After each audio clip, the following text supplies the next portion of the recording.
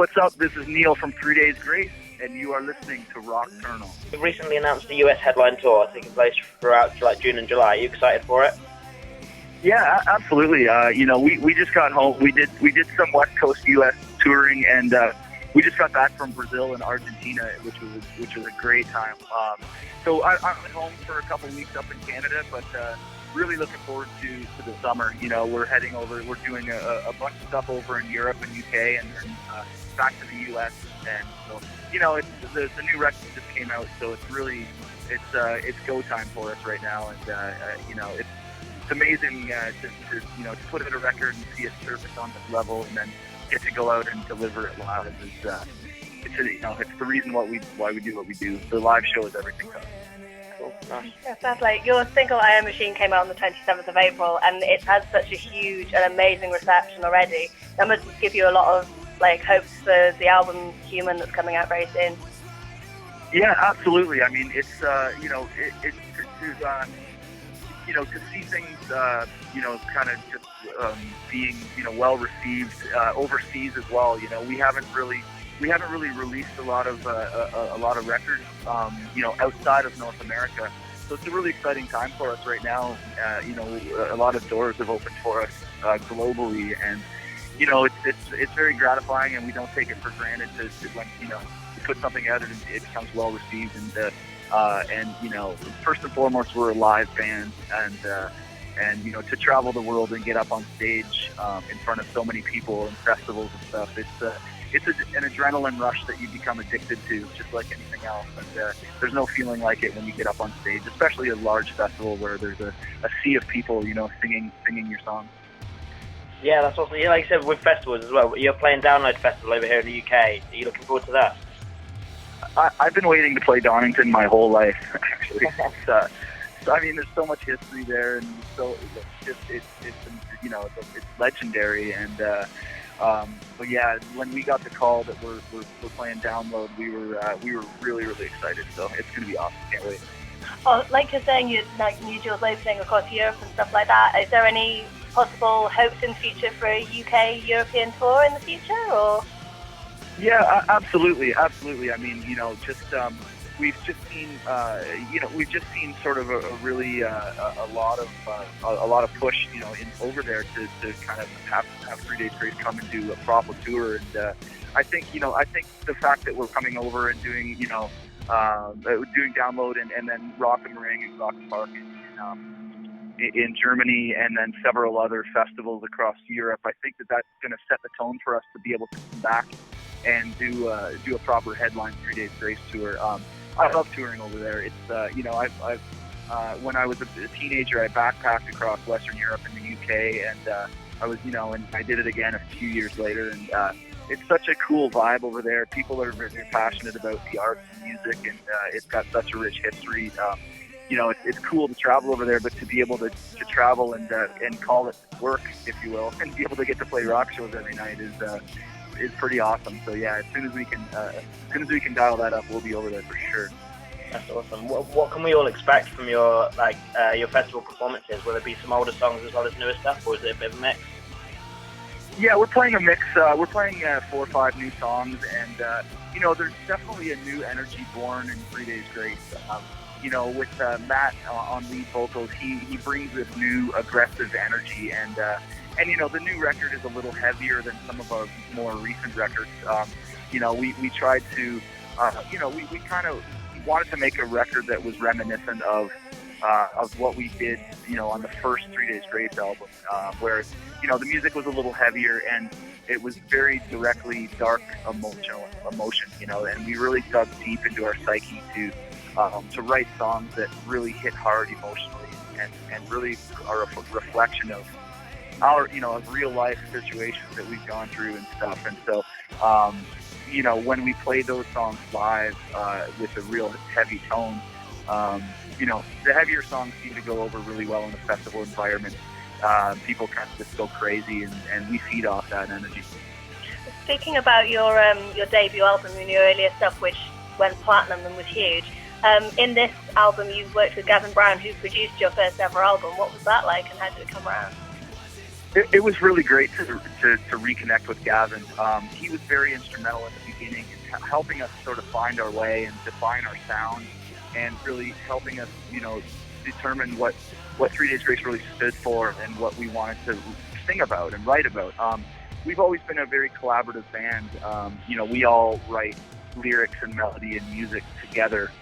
Basically, we just sit around on acoustic guitars, and Gavin sort of in the beginning really pushed us to be true to ourselves with what we write about, and really, dig deep into personal experiences, struggle, losing people that are close to us, and sort of, I guess just social commentary of the human condition of everyday life that we experience. And, and I think that's been a really powerful connection between us and our fans, as our fans realize that it always comes from a real place. One thing Gavin always said, and I think it really resonated with us, is that, he said, don't write lyrics, write a conversation. Meaning, if I'm trying to express some sort of emotion to you, or trying to tell you something that's on my mind, or really sort of just push an idea out, how would I actually say that if I was just having a conversation like we are right now?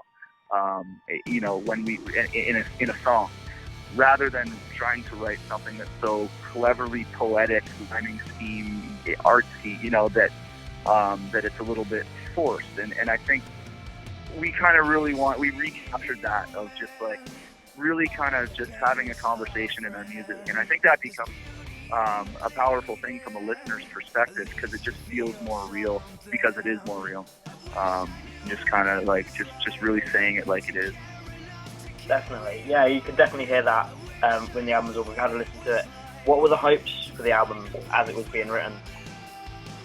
I really I think we wanted people to kind of, just like you said, if you hear that on the album, then I think that we succeeded on what we set out to do.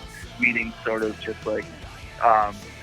if someone listens to our songs, they can sort of hear their own life in our songs. You know what I mean? Just for the reason that we're just writing about struggles that we go through, addiction and losing people, and kind of just everyday craziness. But we're just regular people like everybody else, so we go through the same things that everybody does. So if we can put into words what other people are experiencing, and then they can relate back to their own lives through our songs, I think that's the most gratifying thing. That's kind of what we set out to do, and that's kind of always what we've set out to do. When a fan comes up to us and says, "Your song changed my life," and when I heard that song, I felt like I could really relate to what I was going through, stuff like that. That's as an artist, that's all you can really ask for. Yeah, speaking about your dedicated fans, I saw on your Facebook page that a fan got a whole tattoo sleeve all the way down their arm, inspired by your latest single, I Am Machine. What's it like to see them having that kind of, not just in their head connection with you, but actually you guys are physically a part of them?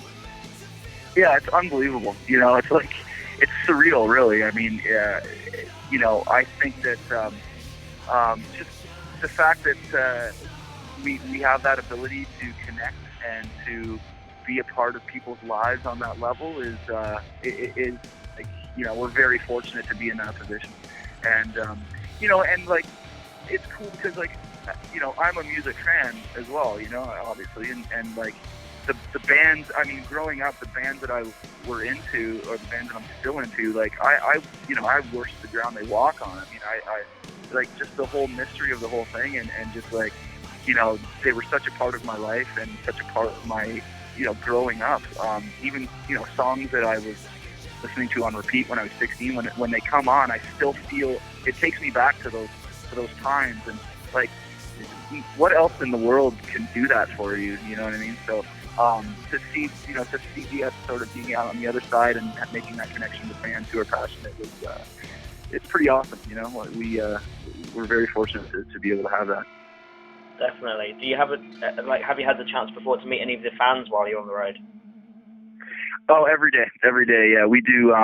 Before the show, we'll do a meet and greet, and we'll go do a CD signing. We'll go to a record store and hang out and do some CD signings, and then we sign more after the show, and we're all about that. I think that's a very important thing, it's important to us to do, and I think it's a shame bands that don't take the time to do that, because like if you can emotionally connect with the fans and they can, they get that experience, they're fans for life. And I mean, the other thing too is like when you're on the road, you have a surprising amount of free time. So what better way to make free time than go connect with the people that are responsible for you being there in the first place. That's pretty cool actually. Yeah. That's perfect. Have you noticed, you're saying you've played lots of shows around the US, North and South, and coming across to Europe now. Have you noticed any differences between the crowds and how they respond? Yeah, definitely. I think the crowds are less violent in the UK. There seems to be an element, a little bit more violent crowds and people getting hurt, particularly in the U.S. I don't know what that is. I don't know whether maybe it's alcohol related. I don't know.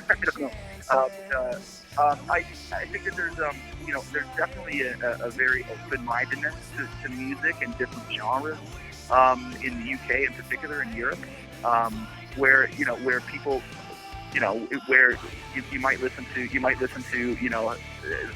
super heavy, you might listen to Metallica, and you might listen to the Arctic Monkeys at the same time, and I think that's a really cool thing, to be like open-minded with just different genres and not really be just stuck in like I only listen to metal or I only listen to this or that. And that's kind of a refreshing thing, because we're really like that. I like really hard stuff, but I also like a lot of AWOL Nation. I listen to electronic music, and so there's a very open-mindedness with the arts in general there, which is cool. You were saying earlier before about all your inspirations and you used to listen to music from when you were 16 and stuff. Is there anyone or any bands you'd love to work or collaborate with in the future? Well, I mean, I'm the biggest Tool fan on the planet. I love Tool. I can't wait. They're putting out a new record, and everything they do blows my mind. And they're very sort of like, they kind of keep it low key. They're very mysterious behind the curtain. You never quite know what's going on with them. And if I'm gonna geek out to a band, it's gonna be Tool. But I was also a massive Led Zeppelin fan. My older brother was playing it when I was just a young kid, and there was always something about the sound of the drums when he was playing Led Zeppelin records that sounded different than anything else. And then as I grew older, I realized it was because he was the greatest rock drummer of all time. Yeah. That is bad. Are there any bands at any of the festivals you play and you want to see live, want to check out? We actually just did a festival. We just did a festival in the U.S. with a band called Nothing More, and I was really, really impressed by them. Just really blown away by those guys. They're a new band from Texas, and really great players. I was really blown away by them, and we're pretty excited that we're opening for Metallica in Italy, and we have the same managers as Metallica, and we've been bugging them for about 8 years, like just asking them, please let us play with Metallica. Then finally we got the call that not only are we playing, it happens in Milan, so that's gonna be a pretty exciting show. That's fantastic. I wish I could be there. The guys in Nothing More are really cool. They were one of the first interviews we did, and we've managed to catch them a few times, and they're really cool guys. Yeah, great players and great songs, and it's really refreshing that they're a band that all of them are fantastic musicians, and I watched them side stage recently for the first time, and I was really, really impressed. So those guys have a really bright future. Yeah, that's great. Thank you so much for speaking to us.